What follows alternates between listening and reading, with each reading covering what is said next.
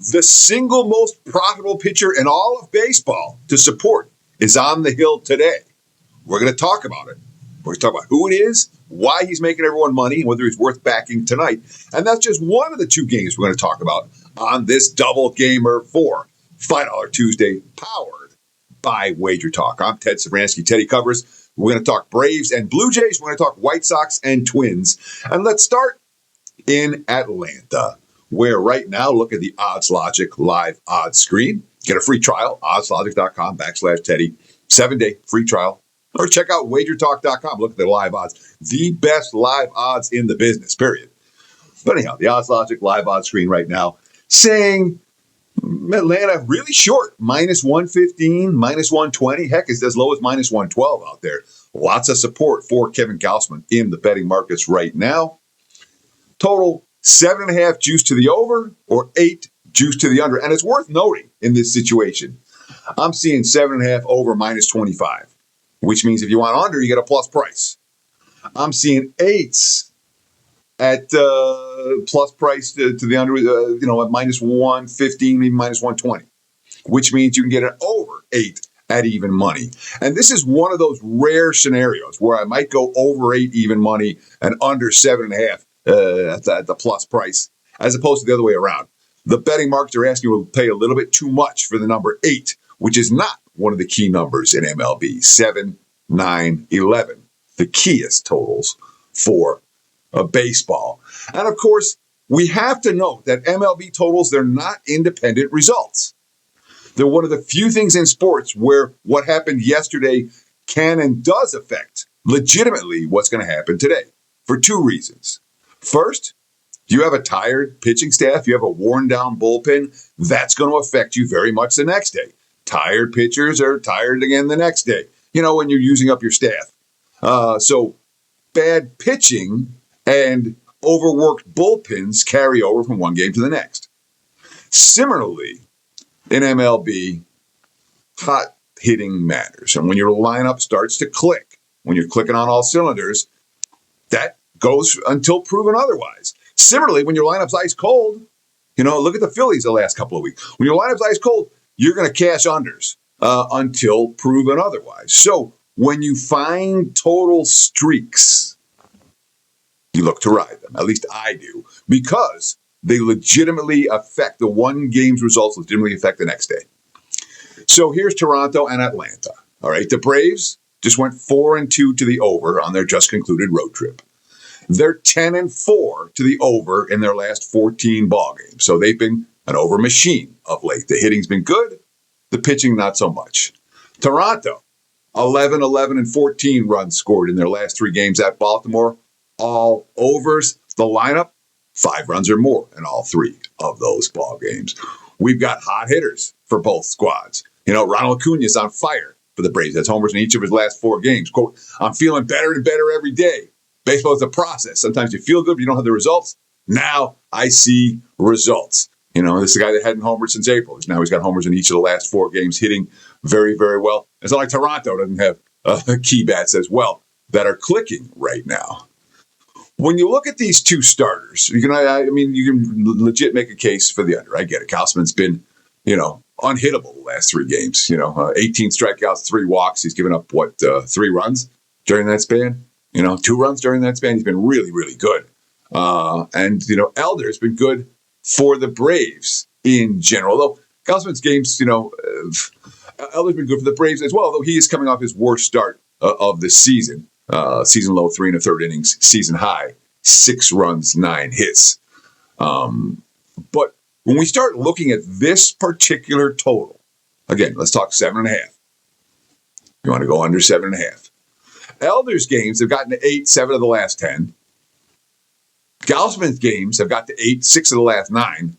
So against this number, both starting pitchers are trending over. Both teams are trending over. These are 2 lineups that we like.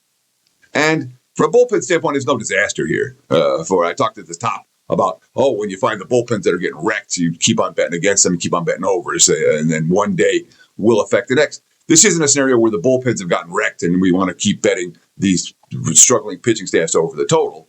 That said, These lineups are good. I don't trust either starter this evening all that much. And to me, 8 is reasonable. So I like the over for the Blue Jays and the Braves. That's the first of the 2 games we're going to talk about. I also want to talk about the White Sox and the Twins. Before I do, real simple, guys. $5 Tuesday at WagerTalk.com. I got $5 best bets in NBA and MLB. Check it out. We've been real good in the finals, 15-8, 65% over the last 4 years. We've won in the finals each and every one of those seasons. I expect to win in the finals again this year. Best bet, only $5 for game 1. And of course, in MLB, I do have my single best bet before tonight also, only $5 at WagerTalk.com, or visit my page directly, wt.buzz/TC. Let's talk about the White Sox and the Twins right now. And again, looking at the Odds Logic Live odds screen, I'm seeing Chicago -120, -125, as high as -125 out there. Total sitting at 8.